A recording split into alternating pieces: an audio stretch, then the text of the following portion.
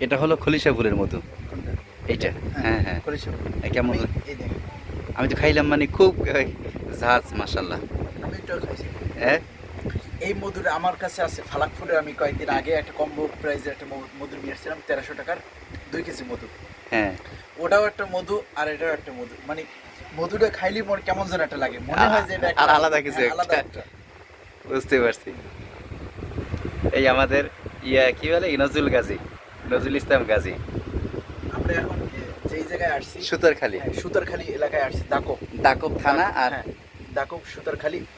আমরা এই পাশেই নদী, তো হ্যাঁ। নদীর ডান পাশে হয়েছে ওনাদের বাড়ি। আমরা এখান থেকে মধু মধু দেখার জন্য আসছি। আর ও পাশে হয়েছে এই সুন্দরবন। এটা হলো আমাদের ওই আদম গাজী ভাই, ওনারা ট্রলারে এসেছে। আর এনারাও কি বলে, মধুর চাক কাটেন, এনার ভাইও কাটেন। মাশাল্লাহ, এখানে অনেকেই আছেন যারা মধু চাক কাটেন। ভালো লাগলো, মধুটা খেয়ে খুব ভালো লাগলো। এরা কতদিন আগে মোটামুটি কাটা?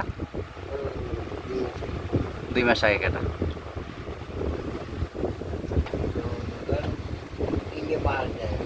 হুম, 3টা।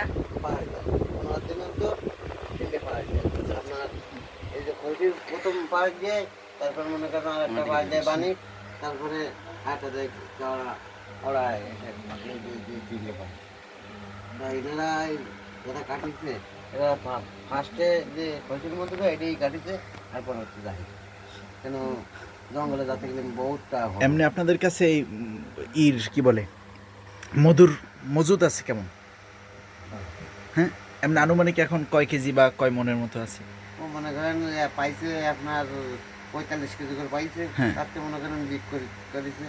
আর না, এটা 10 কেজি 15 কেজি 20 কেজি এরকম হবে। বুঝতে পারছি। আমাদের একটা মূল যে উদ্দেশ্য, আমরা মাদ্রাসায় পড়াই, তারপরে মসজিদে নামাজ পড়াই। তো উদ্দেশ্য হলো এটা যে কিছু ব্যবসার লাইনে কিছু নামার ইচ্ছা।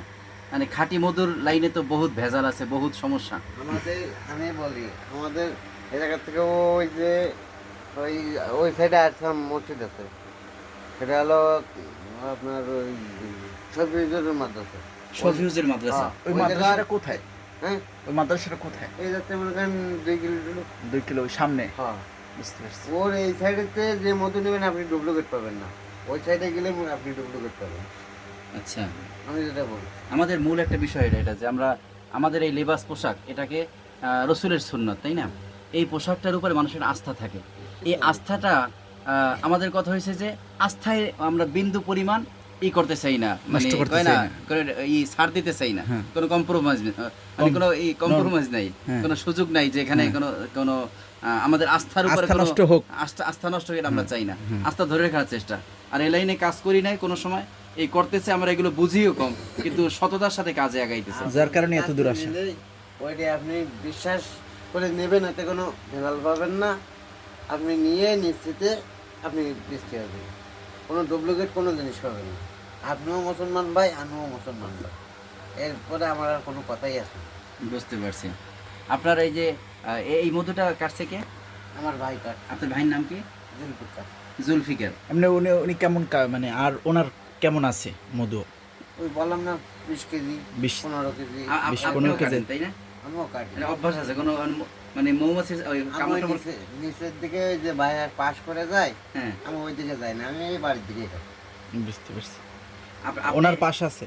হুম। আপনার ভাইয়ের পাশে আছে? হ্যাঁ, আপনার সিটি বাস দেবে, আপনার কোনো পড়াশোনা ধরবে না। বুঝতে পারছি। আপনাদের এই যে এই জায়গা দেখলাম, এতে আপনারা ভিতরে লুকিয়ে কাটতে পারেন না? হ্যাঁ, ওই তো কাটি তো আমরা এই জায়গায়। ওই তো আমি এটাই মনে করছি। আপনি ওই ভোটারের পাস না থাকলে সিস্টেম করে, মানে হ্যাঁ। ফাঁকে জয় কল ওরা মনে করেন ফরেস্টারদের সাথে যোগাযোগ করে। ওটা না কি বলছেন, ফরেস্টার? ফরেস্টার ফরেস্টার, ওই যে মানে যারা সুন্দরবনে কাজ করে। না আচ্ছা, কখন আপনারা কি কোনো বিপদের সম্মুখীন হয়েছেন, এই যে কোনো পশু পাখি এই ধরনের কিছু? হ্যাঁ, কিরকম? বাঘটা কখনো কিরকম দেখছেন আপনারা এই আমার বয়স? জীবনে আমি একবারই দেখছি। আপনার এখন বয়স কত? 35 চলো। 35। আমার 37, 36 বছর। হুম। তো আপনি 35 বছর একবার বাঘ দেখছেন। আজকে আমরা তো বাঘ তো দেখবো না, ওটা দেখার আশাও করি, এটা আল্লাহ যেন না দেখায়।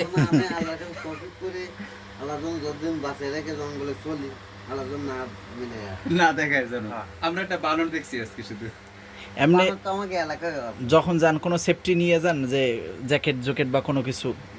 এমনি মনে করেন স্বাভাবিক একটা প্যান্ট আর একটা ফুল মাথা, আর ওই যেমন মধু কাটতে ওঠে সেরকম মনে করেন একটা নেট নিয়ে যায়। নেট নিয়েছেন, জি। মুখে বাঁধে এই মুখের জন্য পোকাটার জন্য না কামড়ায়। এমনি আচ্ছা, ওই নেট বাঁধেন এই জন্য যেন পোকায় কোনো ডিস্টার্ব করতে না পারে। এমনি ওই প্রথমে মানে গায়ে আলালে সমস্যা নাই, মুখে আলালে তো মনে করেন হাত পা ছাড়ি দিয়ে গাছকে পুড়ে দিতে হবে। বড় রিস্ক হয়ে যায়। সেই জন্য এমনি- এখন কখনো কি মৌমাছির কামড় খাইছেন?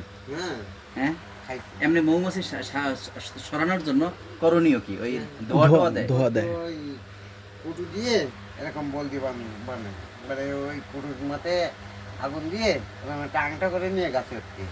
আচ্ছা, কোনো সাপ টাপ কোনো সময় কামড় টামড় দেয় না? সাপ টাপ কামড় দিয়ে এমনি পড়িছে বহুত উড়ন্ত সাপ আছে, ওই যে উড়াল সাপটা কি বলে? আছে আচ্ছা, আমার জীবনে। আমার এই যে জুলফিকার ভাইয়ের কথা বলতেছে না, হ্যাঁ। আমার জীবনে আমি সাপ নিয়েছিলাম 58 কেজি ওজন, বয়রা চিত্তি সাপ আইনে ওই আমাদের সোনাকে বড় নৌকা আছে না নদীর সাইডে, ওই নৌকার ভিতরে শুয়েছিলাম। আমার বললো আমার এই যে ভাই কাটেছে মতো, সবাই বললো কি এই সাপ বিক্রি করতে হলে সব কয়বারে জেল খাটতে হবে, তার সাপ? দরকার নাই, ওই জায়গায় থাক। সাপ বিক্রি করলে? হ্যাঁ, সাপ এগুলো তো ধরা নিষেধ, বা এগুলো নষ্ট করা বা জঙ্গলের কোনো প্রাণী হ্যাঁ, এটা নিষেধ। হ্যাঁ, ধরা নিষেধ।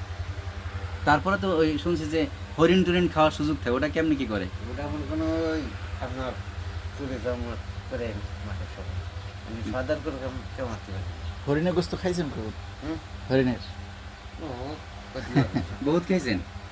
হ্যাঁ, হুম। আচ্ছা, মাশাআল্লাহ। আচ্ছা, এই যে কি বলে, এই যে মধু চাক কি নদীর পাশে কাছাকাছি পাওয়া যায় না অনেক ভিতরে ঢুকতে হয়? ও কোনো স্টেশন নেই আপনি যেখানে যেখানে ভালো লাগেছে মধু চাক সে জায়গায় বাঁধতেছে। মনে করেন আমরা মনে করেন যে জায়গা ভালো দেখে আমরা ঘর বাড়ি বাঁধতেছি, ওদেরও জায়গা ভালো লাগলে ওরাই সে জায়গায় বাঁধে জঙ্গলের ভিতরে। বুঝতে পারছি।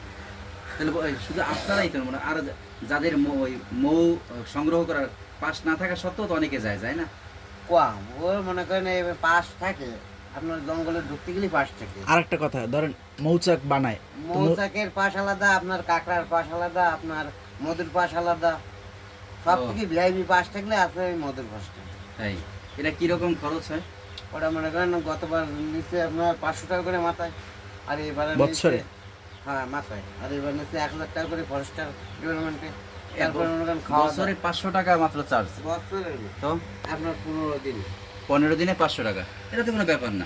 ব্যাপার না। ওই যে আপনার জলদস্তি রয়েছে জঙ্গলে মানে ঢাকায়, ও, এটা আবার কি? আমাদের টাকা দিতে গেলি মনে করেন 4টে পাখি আছে, 4টে পাখি টাকা দিতে গেলি ডাকাত। হ্যাঁ তো এদের নিয়ন্ত্রণ করার মতো কেউ নেই? নিয়ন্ত্রণ করে ওই যে বাহিনী আছে, ও, কোস্টগার্ড রয়েছে। আচ্ছা, ধরেন আপনার- এই যে জুলফিকার ভাই, আপনার যে ভাইয়ের কথা বললেন, আপনার আপন ভাই, হ্যাঁ তো এই যে জুলফিকার ভাই, ওনার পাশ আছে, ধরেন 15 দিনের মধ্যে 500 টাকা বা এখন 1000 টাকা দিতে হয়।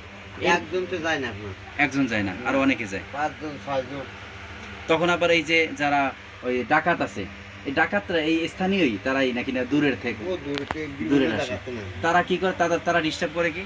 ধরলে আপনার ধরে আপনার রাখে উঠে রাখবে, আর রেখে এরকম টাকা চাপ দেবে, 50,000 টাকা দিতে হবে কি 1,00,000 টাকা দিতে হবে এরকম। না দিলে ওই না শারীরিক দিলে ওই আটকে রাখবে, মারধর করবে। ওরা থাকে কই এমনি? ও জঙ্গলের ভিতরে যায়। তো ওদের বাঘটাকের সাথে কি কোনো চুক্তি আছে নাকি? না ওদের বাঘটা একটু চুপ- ওদের নিজস্ব পাওয়ার আর কি, ওদেরকে- আলাদা আলাদা না, পাওয়ার। ওদের কাছে অস্ত্র রয়েছে না, ওদের কাছে অস্ত্র রয়েছে। অস্ত্র আছে। হ্যাঁ অস্ত্র আছে না, এরা এই জঙ্গলের মধ্যেই থাকে, হ্যাঁ তো জঙ্গলের মধ্যে থাকে, তাতে ওদের বাঘটাক ধরে না? ওদের কোনো স্টেশন নাই। ওই গেটের দিকে যাবেন না মসজিদ থাকবেন? হ্যাঁ, মসজিদের দিকে যেখানে